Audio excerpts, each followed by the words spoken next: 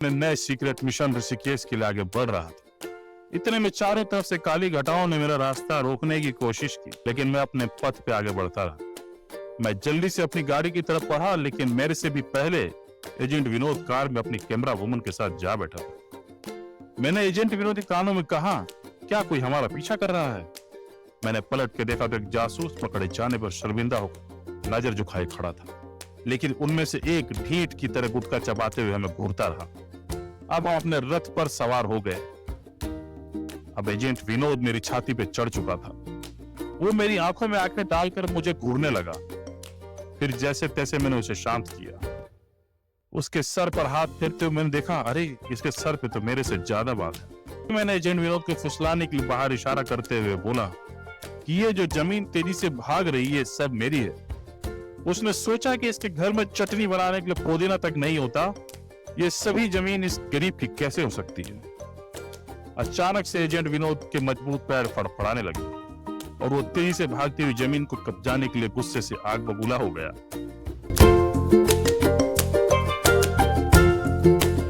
Agent Vinod के गुस्से को देखकर वो जमीन भी तेजी से भागने लगी।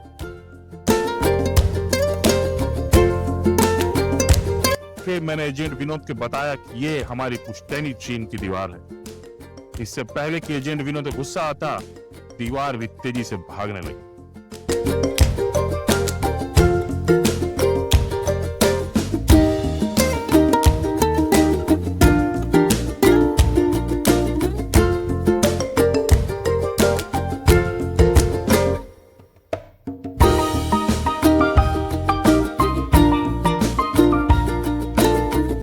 अपने रथ से उतर चुके थे।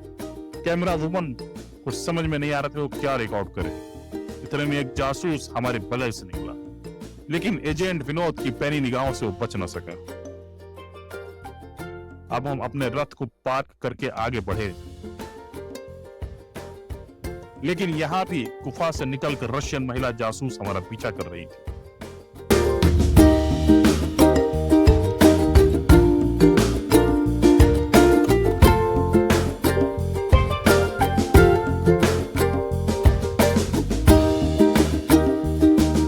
अचानक से मैंने देखा दोनों रशियन महिला जासूस अपना सूटकेस छोड़ के भाग चली थी।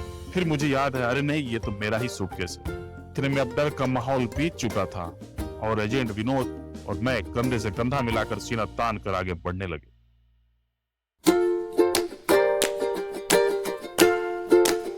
फिर हमने देखा जिस जगह हमें कब्जा करने के लिए भेजा गया था उस जगह पहाड़ भी थे। इस कोशिश में पहले से ही कई हारे हुए लोग पीठ पे पत्थर लाद कर वापिस जा रहे थे।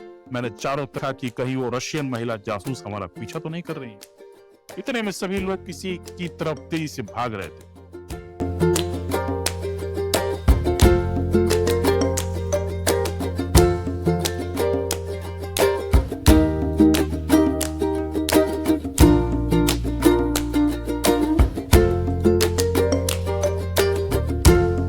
मैंने जाकर देखा तो एक आदमी अपने जुल्फे ठीक कर रहा था और एक आदमी अपने लाल पैंट को लाल बैग से छुपाने की कोशिश कर रहा था। ऋषिकेश को फतेह करने के मिशन में हम आगे बढ़ने लगे और अधिक जानने के लिए इस वीडियो के अगली कड़ी का इंतजार कीजिए।